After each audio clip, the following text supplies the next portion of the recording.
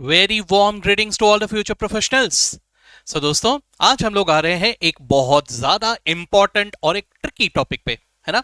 ये वो टॉपिक है जिसमें मैंने जैसा देखा है बहुत सारे बच्चे काफी घबराते हैं और मतलब इसको लेके टेंशन काफी रहता है। अब let me tell you one thing, ये टॉपिक को वैसे तो स्टूडेंट्स ये सोचते हैं कि सर ओवर उसके नाम पे ही गया है क्योंकि ये बिल्कुल ओवर द हेड्स जाता है ना। ऐसा बहुत सारे स्टूडेंट्स का विचार है इस टॉपिक के बारे में। लेकिन let me tell you one thing, मतलब ये टॉपिक सिर्फ स्टूडेंट्स लेवल में ही दिक्कत देने वाला टॉपिक नहीं है। Let me tell you that ये प्रैक्टिकल लाइफ में भी दिक्कत देने लायक टॉपिक है, ठीक है। और ऐसा क्यों है? बिकॉज ऑफ इट्स नेचर, ठीक है। But at the same time let me tell you one thing, अगर कोई भी चीज जितना ज्यादा ट्रिकी होता है ना, उतना ही ज्यादा वो मजेदार भी होता है। तो overheads is one of the very very amazing topic, let me assure you that, ठीक है। अब बस आप लोग जितना मैं आपको यहां पे बता रहा हूं इसको बहुत ध्यान से सुनना। आई एम टेलिंग यू कि आप लोगों को ओवरहेड्स टॉपिक से प्यार हो जाएगा, ये मेरी गारंटी है। बस ध्यान से सुनना पड़ेगा आपको, ठीक है। चलिए शुरू करें तो फिर। ओके सर, अब ओवरहेड्स टॉपिक की अगर मैं बात करूं तो इसके ऊपर मुझे नहीं लगता कि आपको थियरी क्वेश्चन पूछा जाएगा। हालांकि मैं ऐसा कोई गारंटी नहीं दे सकता, इंस्टीट्यूट के बिहाफ में मैं कोई भी किसी भी तरह का गारंटी नहीं दूंगा भैया, ठीक है। But at the same time इसमें प्रैक्टिकल क्वेश्चन आने के चांसेस ज्यादा है, ठीक है। सो प्रैक्टिकल क्वेश्चन में क्या करेंगे ये लोग, जैसा हम लोग एग्जैक्टली देख रहे हैं एग्जैक्टली वैसा ही आएगा क्या? आ भी सकता है, नहीं भी आ सकता है, कुछ अलग भी पूछा जा सकता है। So it's very important for us कि हम लोग इसको गहराई में जाके समझे, ठीक है। तो जरा देखते हैं आराम से। Sir what do you mean by overheads? अब इसको समझाने के लिए मैं सबसे पहले आप लोगों को एक टेबल के फॉर्म में कुछ समझा रहा हूं। इस टेबल का बहुत ज्यादा इंपॉर्टेंस है फॉर योर अंडरस्टैंडिंग, इसलिए बहुत ध्यान से सुनना भी। रेडी? Let's go.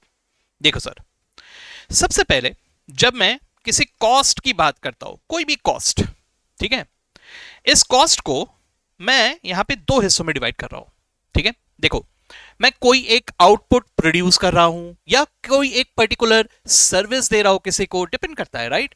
जैसे मान के चलो मेरी दुकान है, किराने की दुकान है। किराने की दुकान है तो मैं क्या करूंगा, मैं सामान खरीदूंगा और बेचूंगा, as simple as that. This is what is trading business, right. ऐसे बहुत सारे होते हैं।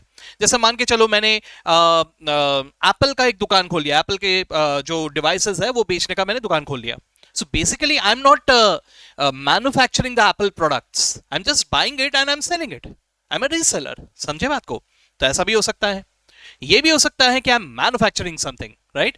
मैं कोई चीज मैन्युफैक्चर करके बेच रहा हूं। ये दोनों केसेस में मैं किसी न किसी प्रोडक्ट की बात कर रहा हूं। अब यहीं पे जरा सोच के देखो, business can also be of service, right. एक डॉक्टर कोई चीज बेच नहीं रहा है लेकिन सर्विस प्रोवाइड कर रहा है, इलाज कर रहा है, राइट। वहीं पे अगर हमारे फील्ड की अगर बात करें, CA, राइट, या ऐसा कोई भी प्रोफेशनल लॉयर, ये लोग क्या कर रहे हैं? They are not selling anything, they are not selling any product, they are providing a kind of service. लेकिन चाहे मैं प्रोडक्ट खरीद के बेचूं, बना के बेचूं या सर्विस प्रोवाइड करूं, कॉस्ट तो भैया हर जगह लग रहा है और मुझे सभी जगह पे कुछ रेवेन्यू भी कमाना है। कैन आई से सो? अब रेवेन्यू सही तरीके से डिसाइड हो, इसलिए बहुत जरूरी होता है कि जो काम मैंने किया उस काम के से रिलेटेड कॉस्ट मुझे पूरी तरह से पता हो, ठीक है। Okay, so there is a cost object. क्या कहा मैंने? There is a cost object. What is this cost object? अरे सर, मैं जो भी बना रहा हूं या जो भी सर्विस दे रहा हूं, जो कुछ भी है, जिस चीज के लिए मैं कॉस्ट कैलकुलेट करना चाहता हूं, उसे मैं कहूंगा कॉस्ट ऑब्जेक्ट, ठीक है। मैं एक कारपेंटर हूं, मैं सोफा बना के बेच रहा हूं, तो मेरे लिए कॉस्ट ऑब्जेक्ट क्या हो गया? Sofa, rate. समझे बात को? मैं अगर मान के चलो एक टीचर हूं, मैं पढ़ा रहा हूं, मेरे लिए कॉस्ट ऑब्जेक्ट क्या हो गया? स्टूडेंट। समझे बात को? स्टूडेंट को मैं कॉस्ट चार्ज करने वाला हूं। सो समझो इस बात को, मैं एक डॉक्टर हूं, एक लॉयर हूं, एक CS या CMA हूं, मेरे पास क्लाइंट आ रहे हैं, मैं उनको सर्विस प्रोवाइड कर रहा हूं, तो that service to one particular client is my cost object, ठीक है। ओके, नाउ अगर मैं कॉस्ट ऑब्जेक्ट को आइडेंटिफाई कर चुका हूं सबसे पहले, then in that case next step is to see whether the cost is traceable with the cost object और नॉट ट्रेसेबल, ठीक है। What do mean by that? Sir ये आउटपुट बना रहा हूं मैं, जैसे मान के चलो मैं ये माउस बना रहा हूं। अगर ये मैं माउस बना रहा हूं तो माउस बनाने के लिए क्या क्या खर्चा लग रहा है, ये मैं डायरेक्टली ट्रेसेबल है, आई कैन आइडेंटिफाई, या कॉस्ट लग रहा है लेकिन I am unable to identify की यार एक माउस बनाने के लिए कितना लग रहा है। अब देखो ये माउस का एग्जांपल शायद आप लोगों को क्लिक नहीं करेगा, लेकिन जो मैंने इसके पहले भी मेरे वीडियोस में एग्जांपल दिया हुआ है, मैं वही एग्जांपल में वापस आ रहा हूं। एक बात सुनो, जैसे मान के चलो मैं अपनी बात कर रहा हूं, मैं आप लोगों को पढ़ा रहा हूं, and in that case I need to calculate what is the fees that I should recover from all of you. ठीक है, अगर मैं वो फीस डिसाइड करना चाहता हूं तो मुझे सबसे पहले कॉस्ट देखना होगा। अब कुछ कॉस्ट डायरेक्टली ट्रेसेबल है कि एक स्टूडेंट को मुझे कितना कॉस्ट लग रहा है। एग्जाम्पल के तौर पे notes, the book cost. The book cost is clearly identifiable कि एक बच्चे के लिए एक बुक, तो बुक का कॉस्ट कितना है ये मुझे तो पता है, नंबर ऑफ पेजेस मुझे पता है, कवर पेज का कॉस्ट पता है, प्रिंटिंग कॉस्ट मुझे पता है, so I know what is the book cost for me, right. लेकिन वहीं पे हर चीज इसी तरह से ट्रेसेबल नहीं है। अब जरा सोच के देखो, मैं क्लासरूम जो मैं ऑक्युपाई करके बैठा हूं वो रेंट पे लिया हुआ है, इसके लिए मुझे मंथली रेंट लग रहा है, मुझे 50,000 रुपए महीना रेंट देना पड़ रहा है। अब मुझे बताइए जरा आप लोग कि इस 50,000 रुपए एक महीने का अगर मुझे लग रहा है तो एक स्टूडेंट से मुझे कितना रिकवर करना चाहिए, बताइए जरा। आ रहे दिमाग में सवाल? सर डिपेंड करता है सर कि कितने महीनों के लिए क्लास चलेगा, सर डिपेंड करता है सर कि कितने बच्चे आपके एक क्लास में बैठे हुए। Can I say so? It is not directly traceable. एक बच्चे के लिए कितना लग रहा है नहीं मालूम। बुक जितना डायरेक्टली ट्रेसेबल है, वैसे रेंट का कॉस्ट डायरेक्टली ट्रेसेबल नहीं है। ऐसे बहुत सारे हैं, इलेक्ट्रिसिटी का एक्सपेंस, इंटरनेट एक्सपेंस, ये बहुत सारे ऐसे कॉस्ट है जो मैं एक बच्चे के लिए कितना लग रहा है आइडेंटिफाई करना मुश्किल है मेरे लिए। समझे बात को? तो सबसे पहले मुझे देखना है what is my cost object, और फिर मुझे देखना है कि उस कॉस्ट ऑब्जेक्ट से कोई चीज ट्रेसेबल है कि नॉट ट्रेसेबल है।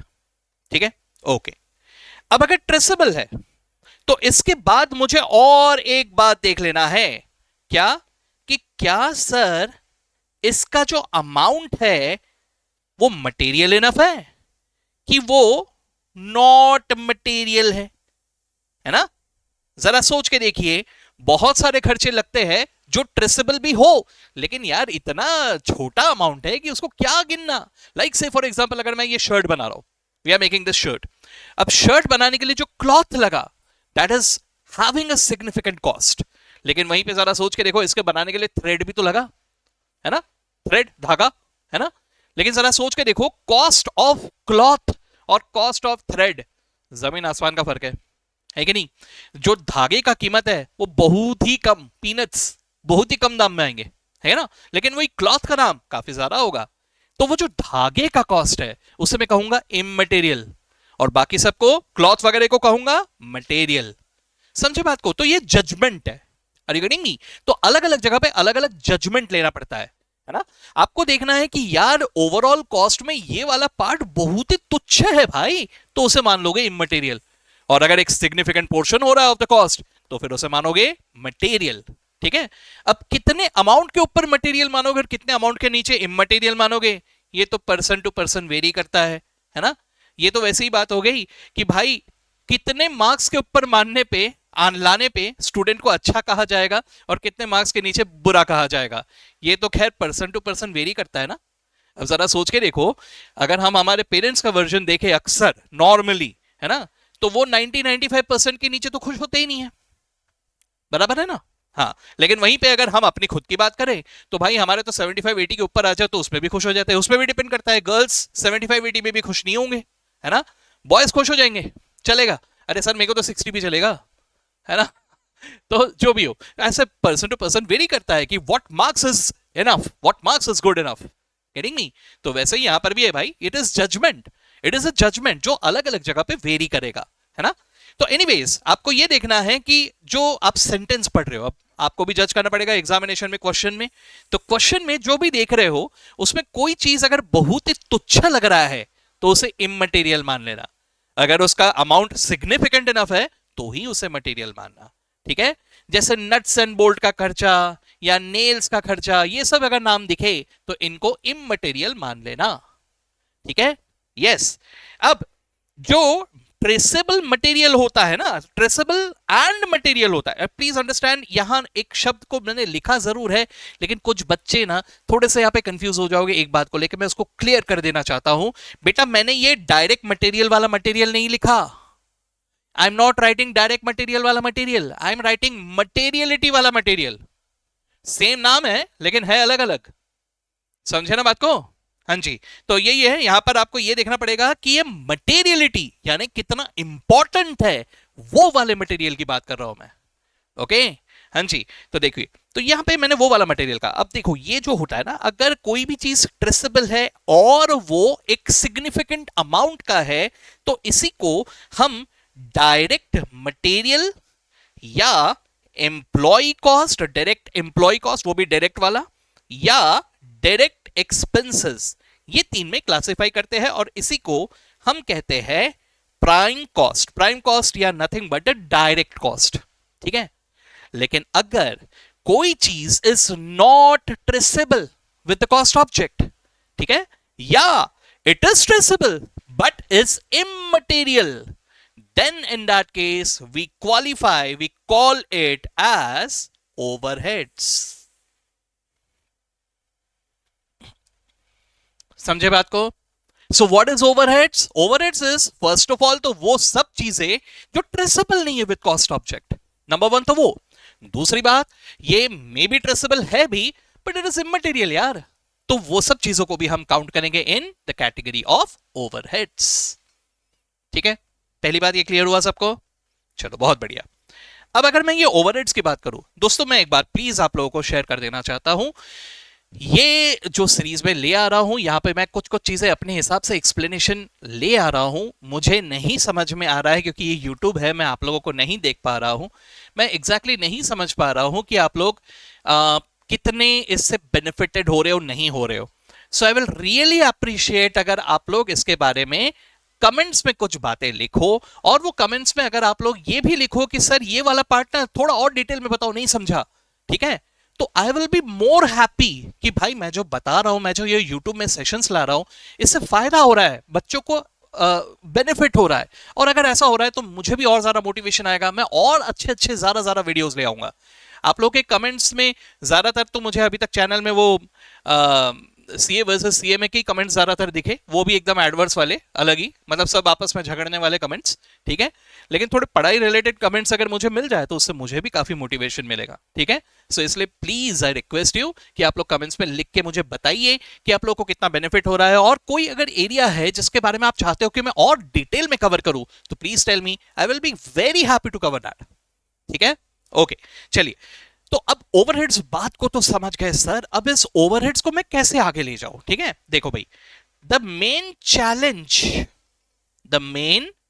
चैलेंज विथ ओवरहेड्स इज कि भाई मैं इसे कॉस्ट ऑब्जेक्ट को चार्ज कैसे करूं, how will I charge it, ठीक है। और ऐसा क्यों होता है, let me tell you that. देखो सर, हम लोग सबसे पहले ना चीजों को बजट करते हैं, समझे बात को, सबसे पहले बजट किया जाता है। चलो मैं बजट वर्ड को अभी हटा देता हूं, नहीं तो आप लोग सोचोगे बजट तो अभी तक पढ़ा नहीं सर, वो क्यों बता रहे हो, चलो वो हटा देता हूं। चलो एक सिंपल भाषा में सोच के देखो, आपने कोई भी बिजनेस शुरू किया, कोई भी एनी जो मन में आ रहा है वो बिजनेस सोच लो आप।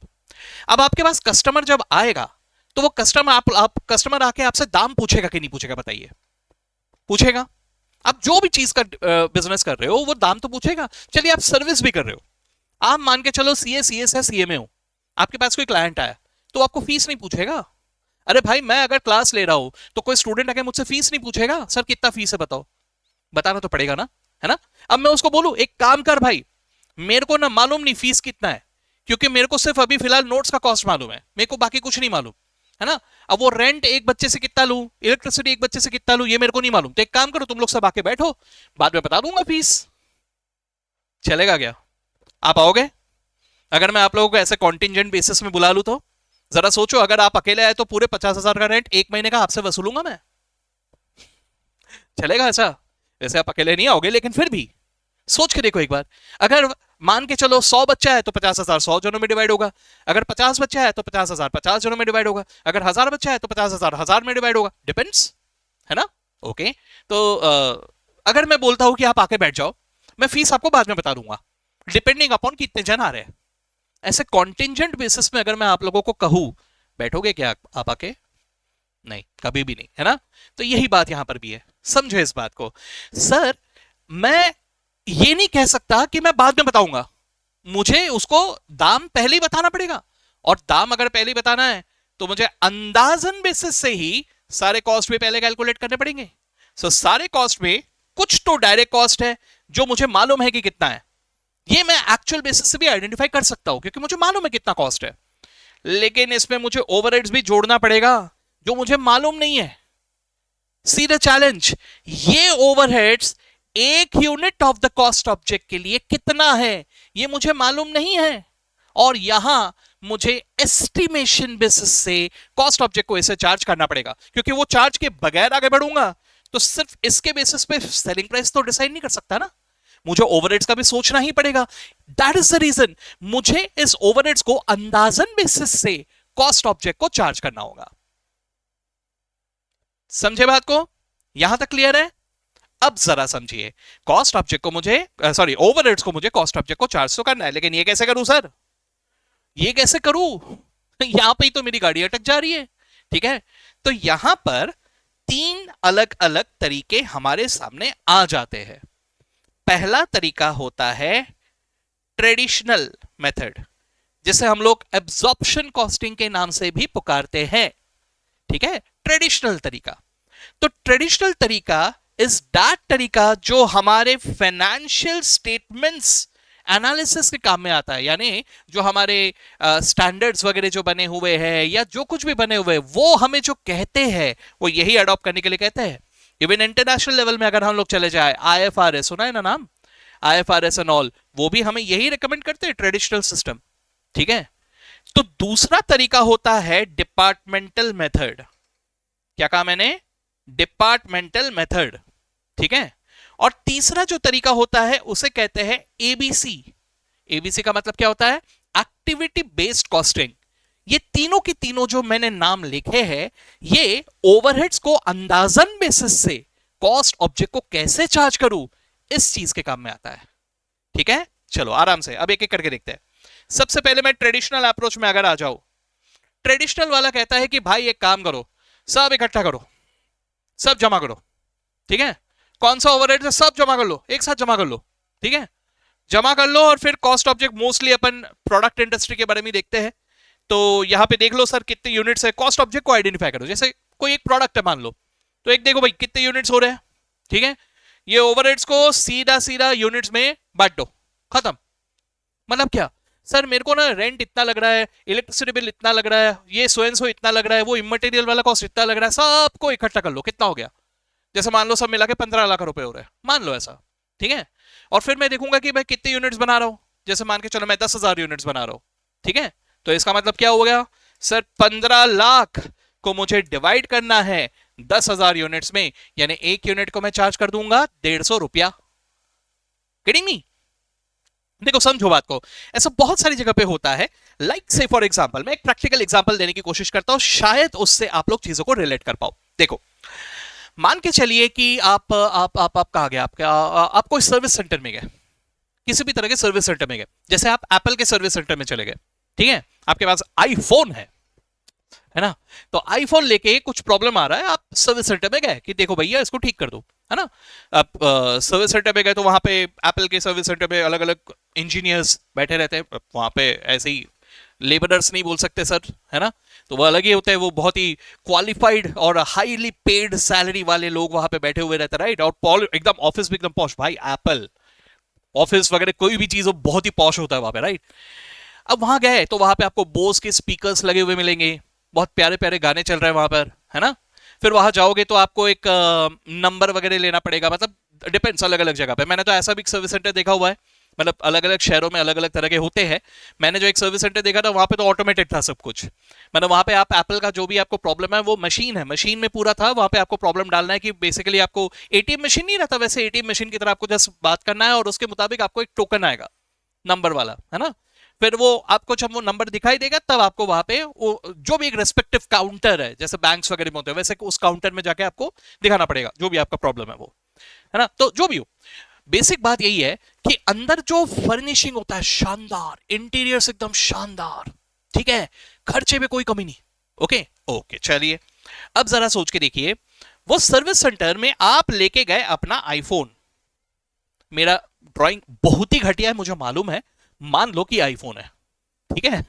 ओके, तो ये आईफोन लेके गए आप, ओके। अब आईफोन लेके गए तो मान के चलो कोई एक स्पेयर पार्ट खराब है, कोई भी एक स्पेयर पार्ट खराब है, ठीक है, उसके लिए खर्चा आ रहा है से एप्पल का प्रोडक्ट है भाई 5,000 रुपए, कम ही पकड़ा शायद मैंने, है ना?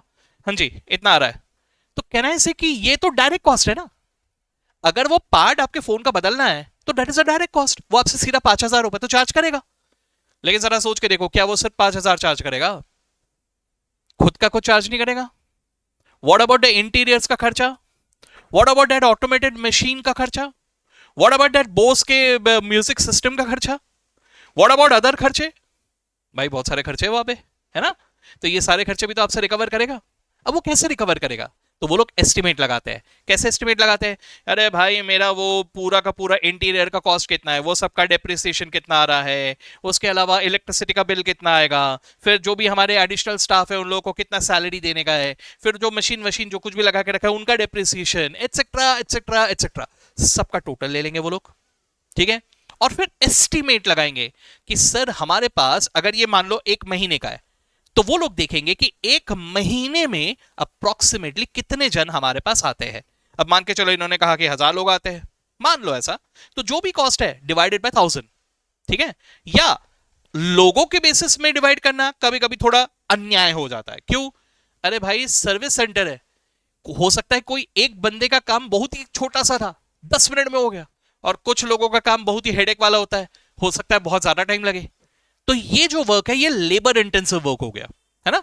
तो यहां वो क्या करेंगे, यहां पे वो बोलेंगे नहीं नहीं नहीं, 1 मिनट 1 मिनट 1 मिनट, ये जो खर्चे है ना हम लोग पहले ही देख लेंगे कि हम लोग ऑन एन एवरेज कितने आवर्स के लिए ऑपरेट करते हैं। जैसे मान लो हम 1,000 आवर्स के लिए ऑपरेट करते हैं, मान लो ऐसा 1,000 आवर्स के लिए, और मान लो ये सबका खर्चा आ रहा है अप्रोक्सीमेटली 12 लाख, मान लो ऐसा। ठीक है? तो हम लोग क्या कर रहे हैं, हम लोग यहां पे कैलकुलेट कर रहे हैं 12 लाख डिवाइडेड बाय 1,000 आवर्स। तो इससे मुझे क्या पता चल गया, इससे मुझे पता चल गया कि 1,200 रुपए पर आवर मुझे और एडिशनल खर्चा लग रहा है ना? तो मैं यहां पे देखूंगा कि ये कस्टमर आया, इस कस्टमर के इस स्पेयर पार्ट के लिए तो 5,000 लगे, लेकिन ये पूरे काम के लिए मुझे 2 घंटे लग गए सर, है ना? तो ये 2 घंटे के लिए एट द रेट 1,200 हम कितना चार्ज कर देंगे? 2,400। ठीक है? अच्छा ये तो सिर्फ कॉस्ट हो गया, सिर्फ कॉस्ट है 7,400, प्रॉफिट भी तो कमाएंगे कुछ, तो इसके ऊपर कुछ ना कुछ परसेंटेज प्रॉफिट ऐड किया जाएगा, और वो ऐड करने के बाद जो आ रहा है this is the final bill amount plus GST. कुछ समझे कैसा होता है ना? तो ये जो कैलकुलेशन होता है, अच्छा ये अपने को मतलब कस्टमर को ना दिखाई दे इसलिए वो क्या करते हैं, ये जो 2,400 ये जो 1,200 पर आवर था ना, इसी में प्रॉफिट ऐड करके यहाँ पे लिख देते हैं। तो स्पेयर पार्ट का जो भी लगा लगा, उसके अलावा वो लोग उसी में प्रॉफिट ऐड करके कुछ ना कुछ वहां पे ऐड करके बताएंगे कि जैसे 1,200 लिखा ना मैंने, हो सकता है वहां पे 2,000 पर आवर ऐड करे वो, 800 रुपए उनका प्रॉफिट। ठीक है? तो 2 घंटे के 4,000 रुपए ऐड, तो 5,000 प्लस 9,000, 4,000 9,000 रुपए प्लस जीएसटी, इस तरह से वो बिल बनाएंगे। कुछ समझ में आ रहा है मैं क्या कह रहा हूं? ठीक है? तो देखो ये जो अनट्रेसेबल कॉस्ट था उसको चार्ज तो करना है मुझे कॉस्ट ऑब्जेक्ट को, अब कैसे चार्ज करूं? तो उसके लिए कोई ना कोई एक उपाय, कोई ना कोई एक तरीका हमें ढूंढ के निकालना होगा। ठीक है? तो उसका जो सबसे पहला तरीका होता है, इसे हम लोग कहते हैं plant wide single overhead rate method. Plant wide single overhead rate method, अलग अलग नाम से पुकारा जाता है, ब्लैंकेट रेट मेथड भी कहा जाता है इसे। सिंगल रेट का मतलब ही क्या हुआ कि सर हर एक ओवरहेड्स को हम लोग एक कॉमन बेस से मल्टीप्लाई डिवाइड कर रहे हैं। मतलब देखो सारे ओवरहेड्स का टोटल ले लिया, फिर हमने अज्यूम कर लिया कि ये सारे के सारे एक्सपेंसेस जो है ना इसको मैं आवरली टर्म्स में आइडेंटिफाई कर पाऊंगा। ठीक है? और हेंस मैंने कैलकुलेट कर लिया दिस इज पर आवर। ठीक है? अब जरा समझो, सर आवर बोले तो क्या? आवर्स मतलब आवर्स ऑफ ऑपरेशन, है ना? अब जरा सोच के देखिए, आवर्स में भी मैं दो अलग अलग हिस्से कर सकता हूं, machine hours, labour hours. Labour hours मतलब the number of hours for which the labourers are working, number of labourers multiplied by number of hours. ठीक है? मशीन आवर्स मतलब number of hours for which the machine is running, मतलब number of hours कितने number of machines है और कितने hours के लिए वो ऑपरेट करता है उसके मुताबिक आता है मशीन आवर्स। अब जरा सोचिए, अभी अभी जो मैंने आपको कहा इसमें एम्प्लॉयज का कितना चार्ज करना चाहिए, that depends on labour hours.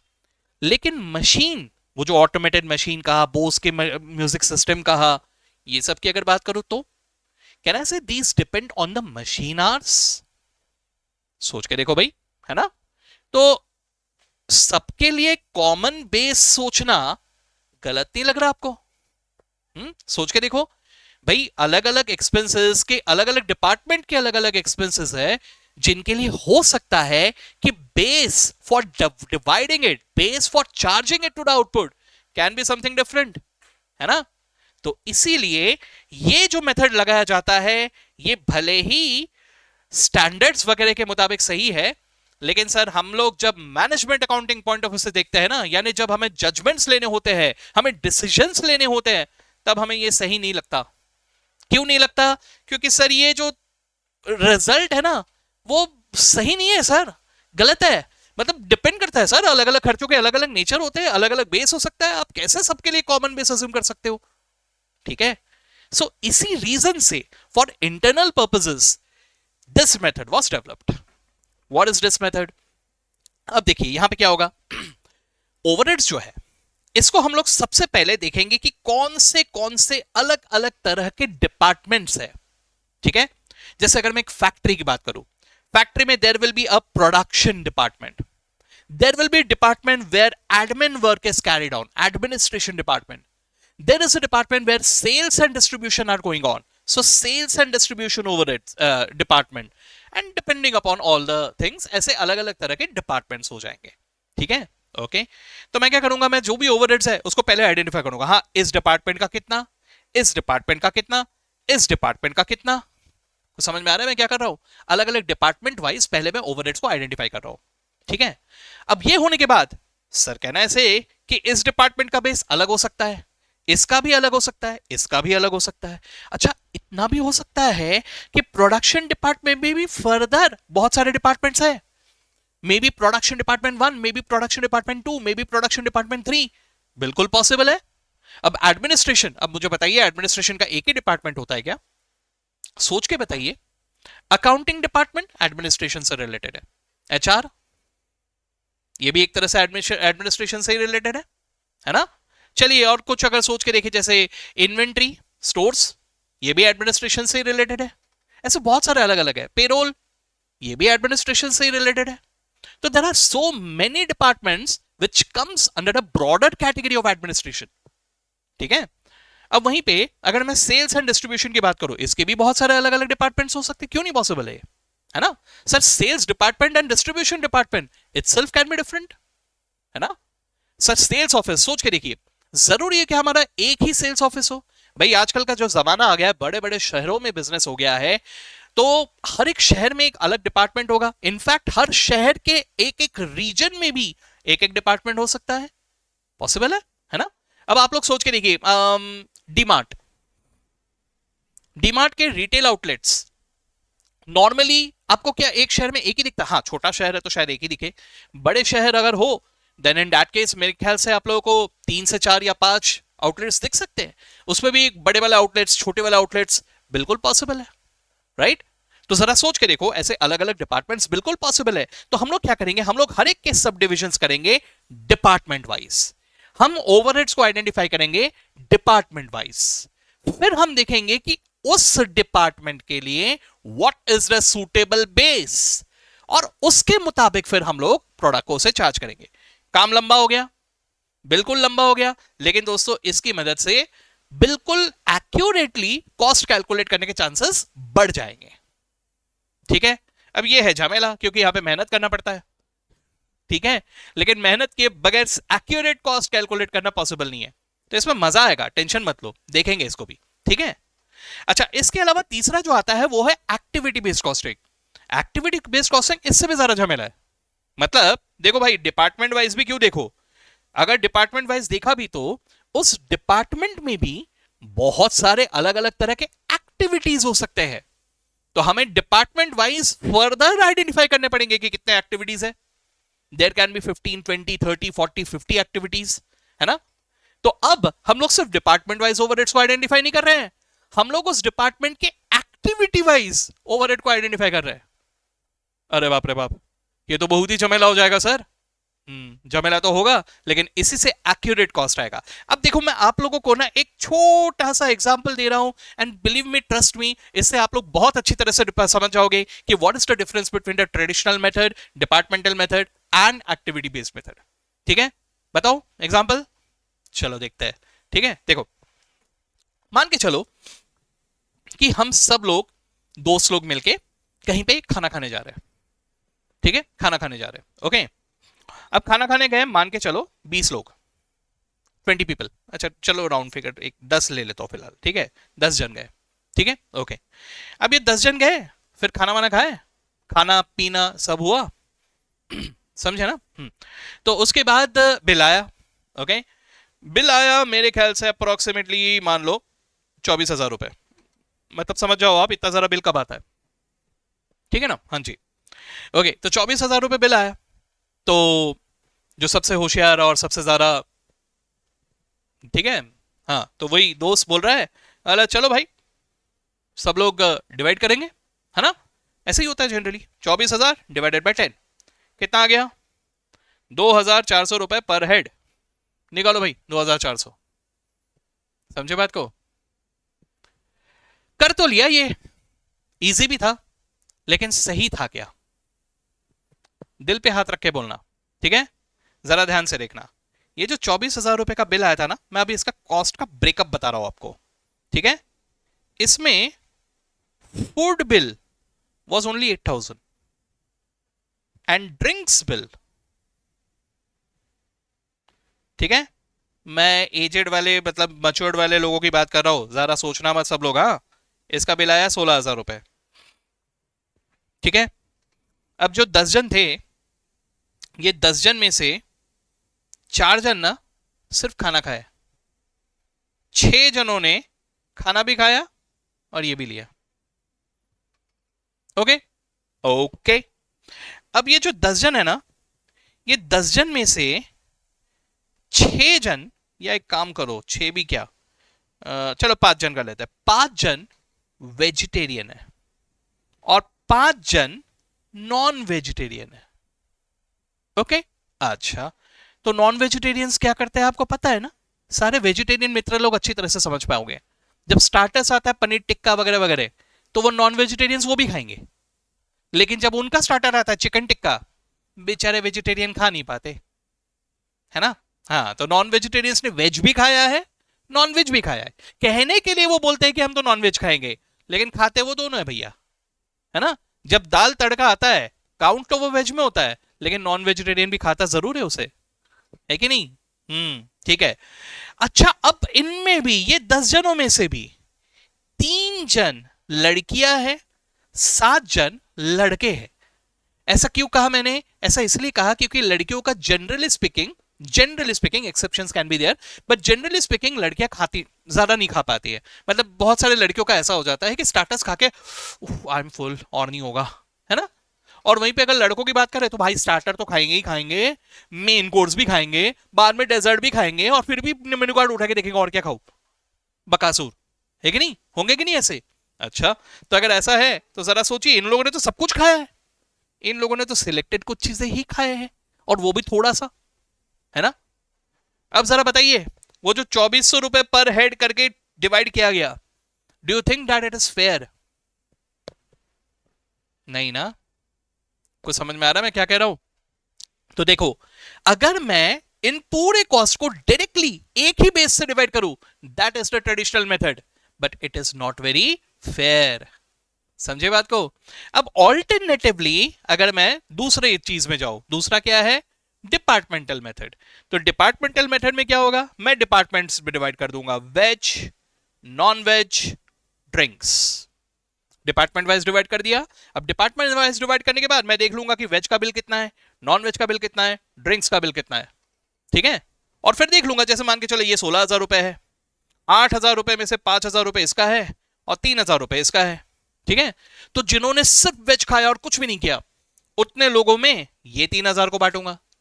जिन लोगों ने नॉन वेज खाया एंड वेज भी खाया, उन लोगों में 8,000 रुपए बांटूंगा। और जिन लोगों ने नॉन वेज भी खाया, वेज भी खाया और ड्रिंक्स भी लिया, उन लोगों में पूरे 24,000 को बांटूंगा। Fair enough? Departmental method. ठीक है, अब एक्टिविटी बेस्ड कॉस्टिंग, उसमें क्या होगा, एक मिनट रुक जाना, ये वेज में भी फर्दर है, रुको जरा, इसमें भी स्टार्टर कितना, मेन कोर्स कितना, डेजर्ट्स कितना, इसी तरह से इधर भी स्टार्टर, मेन कोर्स, डेजर्ट्स, और ये तो कहीं स्टैंड अलोन ही है, वो स्टार्टर में भी चलता है और डेजर्ट में भी चलता है और मेन कोर्स में भी चलता है, वो तो कॉमन ही है। ठीक है ना, हाँ जी। तो अगर ऐसा है तो जरा सोच के देखिए, यहां पे मैं देखूंगा कि इसका कितना बिल है, ये जो 3000 है इसमें से इसका बिल है मान लो 1400, स्टार्टर बहुत महंगे होते हैं यार, है ना। इसका बिल है मान के चलो 900, और जो बच्चा कुछ है वो इसका है, कितना बचा, 700 रुपए, है ना, मान लो, वैसे डेजर्ट्स का ज्यादा होता है लेकिन ठीक है छोड़ो। इसका स्टार्टर है 2300, मेन कोर्स है 1200, ठीक है, कितना हो गया, डेजर्ट से 1500, सो भी जो भी हो ऐसा करके कुछ तो भी मैं डिवाइड करूंगा। अब मैं देखूंगा कितने जनों ने वेज स्टार्टर खाया। अगर मान लो 2 जनों ने सिर्फ वेज स्टार्टर खाया और कुछ भी नहीं खाया, तो उन लोगों में सिर्फ ये 1400 ही बटेगा। अगर मान के चलो किसी ने वेज में ये तीनों खाए, तो तीनों खाए तो उन लोगों में ये 3000 पूरा बटेगा। अगर मान के चलो किसी ने ये भी खाया ये भी खाया सब कुछ खाया, तो उसमें वो सब कुछ बटेगा।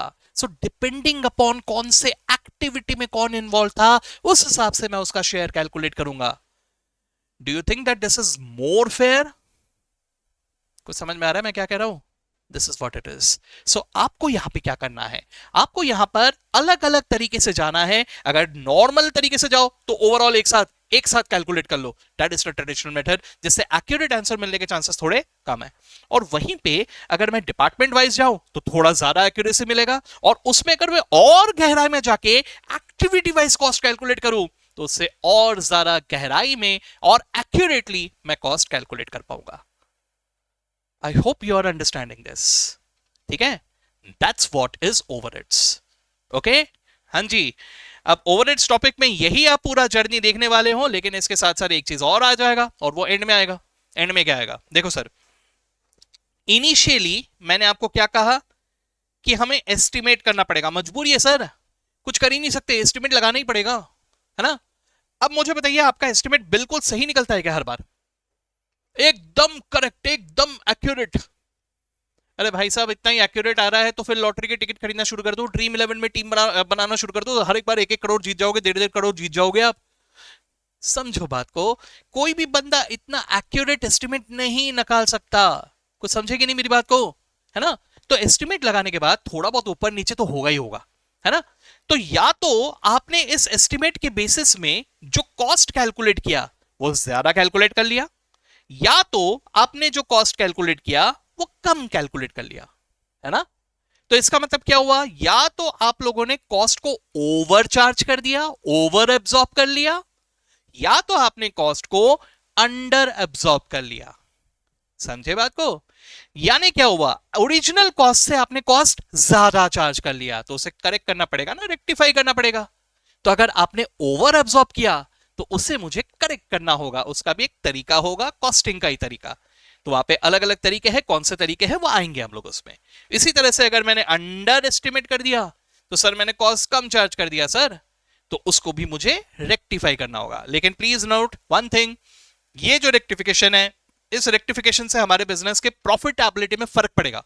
क्यों फर्क पड़ेगा? क्योंकि सर मैंने तो एस्टिमेट के बेसिस पे सेलिंग प्राइस फिक्स कर दिया था, अब कस्टमर को वापस तो नहीं बुला सकता, उसको बोलूंगा ओ भाई सॉरी यार, वो मैंने ना कॉस्ट एस्टिमेट गलत कर दिया था, एक काम कर तू और पैसे निकाल। देगा वो पैसे? बिल्कुल भी नहीं। नहीं, अब सोच के देखो, मैं आपको पढ़ाने के बाद, आपका बैच खत्म होने के बाद आपको बुला रहा हूं, अरे अरे वो मैंने गलत कैलकुलेट कर लिया था, एक काम करना तू हर एक जन 3-3 हजार रुपए और निकालो। दोगे आप? सवाल ही नहीं उठता, कोई कस्टमर नहीं देता। तो समझो यहां पे, अगर ये जो ओवर अंडर या जो भी हुआ, इस चीज की वजह से कम पैसे आए ज्यादा पैसे आए जो भी आए, this is an mostly an abnormal event, और उसको अपने ही जेब से हमें बेयर करना पड़ता है। नॉर्मल भी हो सकता है लेकिन वो डिपेंड करता है, वो देखना पड़ेगा अपने को। ठीक है, ये पूरा जो किस्सा बताया, ये किस्से को दिमाग में रखते हुए अब अगर आप लोग मॉड्यूल में एंटर करोगे तो आई बेट कि आप लोग सब चीजों को रिलेट कर पाओगे, समझ पाओगे। ठीक है, चलो तो अब हम लोग शुरू करते हैं यहां से, है ना। तो देखो भाई, सबसे पहले तो यहां पे एक बात याद रखना, आप लोग यहां पर ये जो थियरी देख रहे हो ना, ये थियरी को एक रीड करके आगे बढ़ जाना। और ये रीड का भी एक तरीका है, ये रीड करने के पीछे अक्सर हम लोग ना ऐसा रीड करते हैं कि मुझे ये सेंटेंस याद रहना चाहिए, अक्सर ऐसा ही रीडिंग होता है ना। तो लेट मी टेल यू, आपको यहां पर एक वर्ड भी याद नहीं रहा, फर्क नहीं पड़ता, जस्ट रीड इट, ठीक है। हाँ, इसका मतलब ये नहीं कि ऐसे ही रीड करना, ऐसा भी नहीं, थोड़ा ध्यान लगा के पढ़ना, लेकिन ये कंपल्शन नहीं है कि आपको ये याद रखना पड़ेगा, क्योंकि इसके ऊपर आपको थियरी क्वेश्चन शायद ही आए, 99% तो नहीं आएगा, ठीक है, 1% मैं गारंटी नहीं दे सकता, ठीक है। लेकिन आप लोग एक रीड करके आगे बढ़ जाना, बस कुछ मत देखना, इसके ऊपर क्वेश्चन नहीं आएगा, इसको just understanding point of view से रीड करना है। तो ये सारे जो पेजेस दिख रहे हैं ना, इसको बस ऊपर ऊपर से एक बार पलटा देना। ये चार्ट देखो, दिस इज समथिंग इंपॉर्टेंट, है ना। देखो ओवरहेड्स को मैं सबसे पहले क्या करूंगा, सबसे पहले तो कलेक्ट करूंगा कितना ओवरहेड्स है भाई, पता तो हो, है ना। उसके बाद मैं उसे क्लासिफाई करूंगा, क्लासिफाई करने के भी अलग अलग तरीके होते हैं। अब हम लोग एलिमेंट वाइज तो देख ही चुके हैं, एलिमेंट वाइज यानी मटेरियल लेबर एक्सपेंस। सो इस हिसाब से अगर देखें तो direct material, direct labour, direct expense, ये तो प्राइम कॉस्ट हो गया। तो indirect material, indirect labour, indirect expense, ये हुआ ओवरहेड्स, ठीक है। इसी तरह से बाय फंक्शन ये जो मेरे इनडायरेक्ट एक्सपेंसेस है, ये कहां के हैं, फैक्ट्री के हैं तो मैन्युफैक्चरिंग ओवरहेड्स, एडमिनिस्ट्रेशन से रिलेटेड है तो administration overheads, sales and distribution से रिलेटेड है तो सेलिंग एंड डिस्ट्रीब्यूशन ओवरहेड्स, ठीक है। वहीं पे बाय बिहेवियर मतलब उस खर्चे का नेचर, ठीक है। नेचर मतलब यहां होता है फिक्स्ड ओवरहेड्स, वेरिएबल ओवरहेड्स, या सेमी वेरिएबल या सेमी फिक्स्ड ओवरहेड्स, ठीक है। Sir semi variable semi fixed एक ही तो हो गया ना, एक ही है। कमेंट में मुझे बताना क्या सेमी वेरिएबल ओवरहेड्स और सेमी फिक्स्ड ओवरहेड्स सेम है, ठीक है। ये मैं कमेंट में देखना चाहता हूं, इससे मुझे ये दो बातें पता चलेंगे।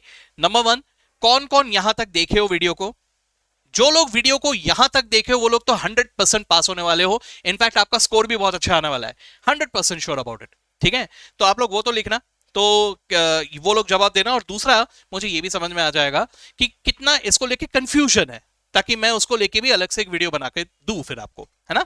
चलो एनीवेज, तो ये हुआ बाय बिहेवियर। उसी तरह से हुआ बाय कंट्रोल, कंट्रोलेबल या अनकंट्रोलेबल। अब देखो अलग अलग जगह पे अलग अलग काम में आता है। बाय एलिमेंट मोस्टली ये हमारे कॉस्ट शीट में काम में आता है, ठीक है। ये दोनों जगह पे, ये दोनों क्लासिफिकेशन हमारे कॉस्ट शीट में काम में आता है। मतलब वो जो फ्लो है, कॉस्ट का भी एक फ्लो होता है, तो वो फ्लो डिसाइड करने के काम में आता है। मतलब सबसे पहले तो डायरेक्ट कॉस्ट आ गया, उसके बाद ओवरहेड्स का भी एक फ्लो होगा, पहले प्रोडक्शन ओवरहेड्स, उसके बाद एडमिनिस्ट्रेशन ओवरहेड्स, उसके बाद selling and distribution overheads, flow, है ना। तो उसके लिए ये डिवीजन जरूरी होता है। इसके अलावा अगर मैं बाय बिहेवियर की बात करूं तो ये कैलकुलेशन में ज्यादा काम में आता है, कैलकुलेशन में ये वाला क्लासिफिकेशन ज्यादा काम में आता है, ठीक है। क्योंकि वेरिएबल कॉस्ट एक अलग तरीके से चेंज होता है और फिक्स्ड कॉस्ट एक अलग तरीके से चेंज होता है और सेमी वेरिएबल एक तीसरी तरीके से होता है। तो हमें उसका नेचर स्टडी करके जब भी कॉस्ट एस्टिमेशन करना होता है, ये ज्यादातर काम में आएगा इन बजटिंग, ठीक है। तो बजटिंग जब भी हम लोग करेंगे तो वो ज्यादा सही हो, उसके लिए मुझे उसका बिहेवियर आइडेंटिफाई करना बहुत ज्यादा जरूरी होता है। और कुछ कुछ बिजनेस में भी ऐसे मैन्युफैक्चरिंग, एडमिनिस्ट्रेशन ऐसे डिवाइड करने की जगह फिक्स्ड वेरिएबल इस पैटर्न में अगर हम आइडेंटिफाई करें तो वो ज्यादा इजी पड़ता है टू एस्टिमेट द कॉस्ट, ठीक है। तो ये एक हो गया। कंट्रोलेबिलिटी, ये डिसीजन मेकिंग के सिचुएशन में हमारे काम में आता है कि भाई कोई चीज कंट्रोलेबल है कि कंट्रोलेबल नहीं है, ठीक है। अब मान के चलो मुझे किसी डिपार्टमेंट का परफॉर्मेंस इवैल्यूएट करना है, ठीक है। जैसे मान के चलो हम लोग बहुत सारे अलग अलग प्रोडक्ट्स में डील कर रहे हैं, अलग अलग प्रोडक्ट्स से अलग अलग प्रॉफिटेबिलिटी आई है। अब हमें डिसाइड करना है कि हमें कौन से प्रोडक्ट को कंटिन्यू करना है, कौन से को डिसकंटिन्यू करना है, ठीक है। अब ये जो डिसीजन मेकिंग एरिया आया, यहां पर अगर मैं प्लेनली सोचूं तो शायद मैं गलत डिसीजन ले लूंगा। तो यहां पे मुझे ये देखना जरूरी है कि भाई वहां पे कौन सी चीज कंट्रोलेबल है, कौन सी चीजें नहीं है। अब जरा सोचिए, कोई चीज आपके कंट्रोल में नहीं है और वहां के लिए मैं अगर आपको पनिश कर दूं तो गलती होगा। अब जरा सोच के देखो, मान के चलो एक 10 मार्क का क्वेश्चन एग्जाम में आया, ठीक है। मान के चलो वो एग्जामिनेशन में क्वेश्चन पूरी तरह से गलत आया, मिसप्रिंट, आपकी कोई गलती नहीं है और आपके 10 मार्क मैंने काट लिए, तो क्या इसमें सही होगा? क्वेश्चन ही गलत प्रिंट हुआ और मैं आपके 10 मार्क भी काट लूं, तो क्या इसको आप फेयर मानोगे, सही मानोगे? नहीं ना। तो आप लोग समझो इस बात को, मैं क्या कह रहा हूं। मैं ये कह रहा हूं कि कोई चीज जो हमारे कंट्रोल में नहीं था उसके लिए मुझे पनिश नहीं करना चाहिए, है ना। हाँ, लेकिन कोई चीज अगर मेरे कंट्रोल में था उसके लिए अगर मैं कुछ गलत हूं तो बिल्कुल I deserve a punishment here. तो समझो इस बात को, जब भी ऐसे डिसीजन मेकिंग एरियाज आते हैं, like continuing a particular product or discontinuing it, or a division, a particular division of our business, उसे कंटिन्यू करना कि डिसकंटिन्यू करना, ऐसे सिचुएशंस में कंट्रोलेबल अनकंट्रोलेबल कॉस्ट में क्लासिफाई करके अगर हम डिसाइड करें ज्यादा सही होता है। तो ये सभी काम में आते हैं, ऐसा नहीं है कि सिर्फ एलिमेंट वाइज या सिर्फ फंक्शन वाइज या सिर्फ बिहेवियर वाइज ही काम में आता है, इसीलिए ये सभी क्लासिफिकेशन यहां पे दिए हुए हैं। ठीक है, एनीवेज चलिए, तो ये हुआ, क्लासिफाई कर लिया, पहले पहले समझ लिया भाई कि कॉस्ट कैसा है ना, ओके। उसके बाद मुझे क्या करना है, उसे ऑब्जेक्ट को चार्ज करना है, कॉस्ट ऑब्जेक्ट को, तो उसके लिए क्या करना है, अपॉर्शनमेंट एंड एलोकेशन। अब देखो जो वो इमटेरियल वाले जो चीजें थे वो मुझे एटलीस्ट पता तो it is traceable, but immaterial था वो, तो उनको मैं क्या करूंगा, उनको मैं अलोकेट कर दूंगा डायरेक्टली, और जो ट्रेसेबल नहीं थे उनको किसी ना किसी तरीके से तो आइडेंटिफाई करके डालना पड़ेगा ना, चार्ज करना पड़ेगा ऑब्जेक्ट को, तो कैसे करूंगा, तो उनको किया जाता है अपॉर्शनमेंट। उसमें भी अलग अलग तरह के होते हैं, प्राइमरी सेकेंडरी, फिर इसमें अलग अलग मेथड्स आ जाते हैं, ये सब अपने को देखना है, इस क्वेश्चंस में देखेंगे, ये ओरली बता के कुछ भी नहीं समझेगा, इसको वर्क करके देखना पड़ेगा। ठीक है, ओके। और ये सब हो जाने के बाद, ये सबसे हम लोगों ने एस्टिमेट किया, तो उसके बाद जाके एक्चुअल कॉस्ट रिकवरी शुरू होगा। अब वो जो रिकवरी हुआ उसमें कम भी हो सकता है, ज्यादा भी हो सकता है, तो जो भी हुआ उसका मुझे कुछ ना कुछ रेक्टिफिकेशन करना होगा, है ना। ये है पूरा प्रोसेस, दिमाग में जा रहा है अभी, बहुत बढ़िया, ग्रेट। ठीक है, चलिए अब यहां पर ये थियरी को भी आपको जस्ट एक रीड करना है, आधा समझेगा आधा नहीं समझेगा, आई एम टेलिंग यू, मतलब कुछ कुछ एरियाज आपको समझ में नहीं आएंगे, क्योंकि कुछ कुछ एरियाज क्या है, जब तक कैलकुलेशन नहीं करते तब तक दिमाग में नहीं जाता। ठीक है, तो ये एरियाज को आपको सिर्फ एक रीड करके छोड़ देना है, बस एक रीड करके, नथिंग एल्स, उससे ज्यादा कुछ मत करना। ठीक है, तो अब हमारा जो नेक्स्ट जो एरिया होगा, वो नेक्स्ट एरिया में मुझे ये डिस्कस करना है आप लोगों के साथ कि what is fixed overheads, what is variable overheads, what is semi variable overheads, और उसके बाद वो जो एलोकेशन अपॉर्शनमेंट, उसमें भी अलग अलग मेथड्स आते हैं, उस एरिया में हम लोग आ जाएंगे। लेकिन खैर, मैंने डायरेक्ट एक्सपेंसेस में जैसा कहा था वैसे ही अभी भी कह रहा हूं, मैं यहां पे सिर्फ ये देखना चाहता हूं कि कितने जन वीडियो के यहां तक पहुंचे, और यहां तक पहुंचे अगर, देन इन दैट केस आप लोगों के जो मैंने ये जो वीडियो जो बनाया है, इससे आप लोगों का कितना पर्पस सॉल्व हुआ, and do you really need the next part, इस चीज के डिमांड के ऊपर सब डिपेंड करेगा कि whether I am coming with the next part और नॉट। ये यूट्यूब पे मैं अपलोड कर रहा हूं कि नहीं कर रहा हूं। ठीक है, तो दैट्स इट, अब सब आपके हवाले है। अगर आप लोग यहां तक खुश हो, आप लोगों को समझ में आया, तो कमेंट पे लिखिए और आप बताइए कि सर नेक्स्ट पार्ट लेके आइए, और जैसे ही मैं इस कमेंट को देखूंगा, I will be more than happy and more than excited to bring the next part. मतलब मैंने प्लानर तो बना के दे दिया, लेकिन कितने जन उसके मुताबिक पढ़ाई कर रहे हैं ये मुझे नहीं पता। ठीक है, मैं प्लानर से थोड़ा पीछे जरूर चल रहा हूं। मैंने ऐसा अंदाज लगाया था कि मार्च मिड तक खत्म होगा, लेकिन मुझे ऐसा लगता है शायद मार्च एंड या अप्रैल फर्स्ट वीक तक चला जाए, बट दैट इज ओके, हमारे पास अभी भी वक्त है। अगर सही तरीके से पढ़ रहे हैं तो उस पर थोड़ा वक्त अगर ज्यादा लग भी जाए, that is okay, don't worry about it.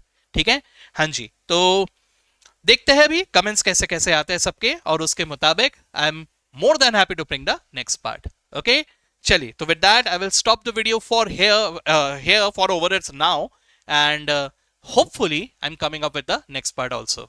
ठीक है, चलिए, so see you in the next video. Bye bye all of you.